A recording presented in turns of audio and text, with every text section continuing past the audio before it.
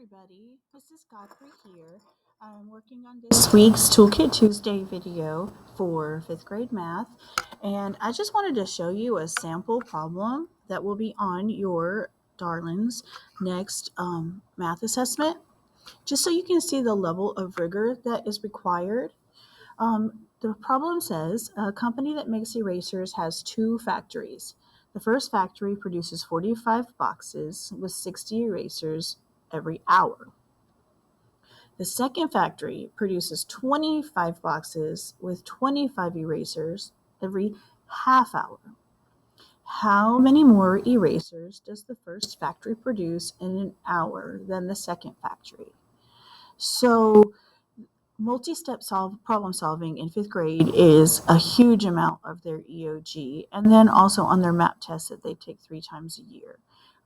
And obviously to us as grown-ups that we would need to multiply for the first bullet, and it would be 45 times 60. And then we would know that we would need to multiply for the second bullet as well, because it's boxes with 25 in every box. All right, and then that would be 25 times 25. So the thing that will get your child is that the second bullet is for every half hour, which means that whatever you get for solving this problem, you're going to need to then multiply by 2. And I can have a feeling that even if a grown-up was doing this, you might not catch the half-hour thing. So that adds an element of difficulty to it. So, of course, they're going to be solving. And I am encouraging your child to use the traditional algorithm more so than the box method, just because the box method can get kind of messy on your paper with a lot of different steps if you're doing much beyond 2-digit times 2-digit. So let's just go ahead and do this one. 5 times 6 is 30. Add the 3.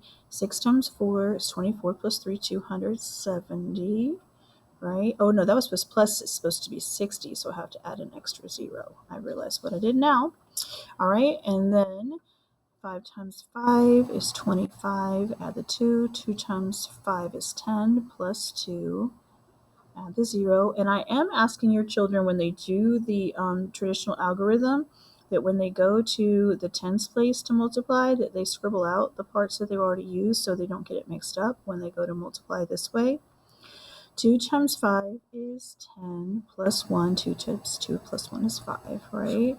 So 5, 2, 6. And hopefully I did everything right. And then now 625 times 2, which is the step they're likely to forget.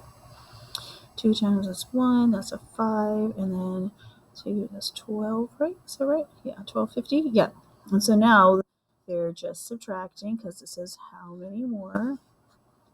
Subtracting 2,700 minus 1,250. But you know your children about as well as I do, and of course a lot more actually. Sorry about that. And you know that this is a lot of work and a lot of different steps for them to do to come to the right answer. So all of this to say, I would think it's about 1,450 more. All of this to say that I'm going to include the link again to their practice test on quizzes for the quarterly test that is coming up on Monday.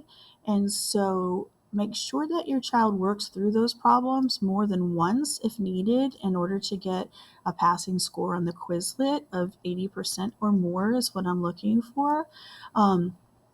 So that will be that quizzes is exactly questions that are similar to what's on the test.